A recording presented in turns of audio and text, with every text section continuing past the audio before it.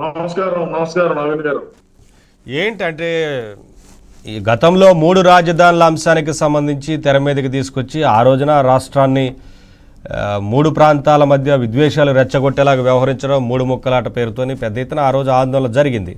ఆ తర్వాత ప్రజలు సరైన తీర్పునిచ్చారు, 11 స్థానాలకే పరిమితం చేశారు. ఆ తర్వాత మళ్ళీ ఇప్పుడు రాజధాని అంశానికి సంబంధించి సజ్జల చేసిన వ్యాఖ్యల పట్ల, సజ్జల గారు చేసిన ఈ వ్యాఖ్యల పట్ల కొంత వారి పార్టీ అధినేత మళ్ళీ ఆగ్రహాన్ని వ్యక్తం చేసినట్లుగా వార్తలు ఈ సోషల్ మీడియాలో పెద్ద ఎత్తున ప్రచారం జరుగుతూ ఉంది కదా. ఏమనిపిస్తోంది మీకు ఈ పార్టీ వైఖరి కానీ ఆ నాయకుల వైఖరి చూస్తూ ఉంటే? అంటే ఇప్పుడు మా పార్టీలో మా సజ్జలన్న ఏం నిర్ణయం తీసుకుంటాడో అదే అల్టిమేట్ గా ముందుకు పోతుంది.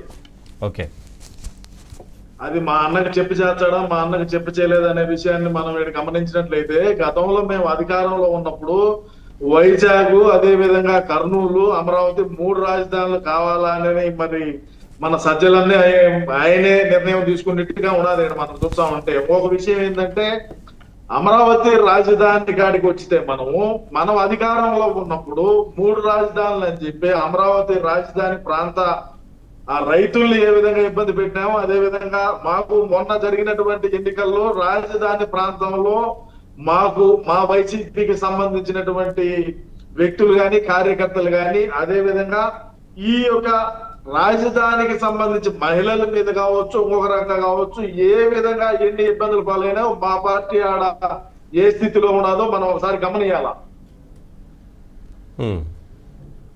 గతంలో మేము 151 స్థానాలు వచ్చినప్పుడు మేము 3 రాజధానులు పెడతానన్నాం, మేము ఇంకొకటి పెడతానన్నా అది మాకు చెల్లుబాటు అవుతుంది. ప్రస్తుతానికి మాకు 11 స్థానాలు ఉన్నాయి కాబట్టి మేము కూడా రాజధాని ప్రాంతంలో ఒకరవ నిలబడుకోవాలా అంటే మేము ఖచ్చితంగా ఇటువంటి డ్రామాలు, ఇటువంటి కథలు చేయాల్సి వస్తుంది. కానీ ఒక అంశం ఏంటంటే, ఖచ్చితంగా మా జగన్ ఏం చెప్పినాడంటే, మేము ఖచ్చితంగా వైజాగ్ నుంచే పాలన చేస్తాము అని చెప్పినాడు గతంలో మీరు చూసినట్టయితే. కానీ ఈ రోజు మరి సజ్జల గారికి చెప్పల జగన్ అన్న ఏం చెప్పినాడు, నేనేం అమరావతి నుంచి 2029లో అంటే కష్టం, కానీ 11 స్థానాల నుంచి మళ్ళా మేము పైకి లేగాలంటే కొద్దిగా టైం పట్టినా కూడా రాబోయే రోజుల్లో అయితే వైజాగ్ నుంచే ఆయన పాలన చేర్చాలని గతంలో కూడా చెప్పినాడు. కానీ ఇప్పుడు సజ్జల గారు దేనికి చెప్పాల్సి వచ్చింది ఈ విషయం అంటే, రాజధాని ప్రాంతంలో ఏదన్నా కొద్దిగా మా పార్టీకి మరొకరో ఎవరన్నా వచ్చారు ఆయనకి ప్రస్తుతానికి జనాభా ఉండేవాడు లేడని మరి అన్న నిర్ణయం కాదని కూడా సజ్జలు చెప్పటము, మరి సజ్జల్ని మన అన్న పిలిచి మరి ఏ విధంగా మందలించినాడో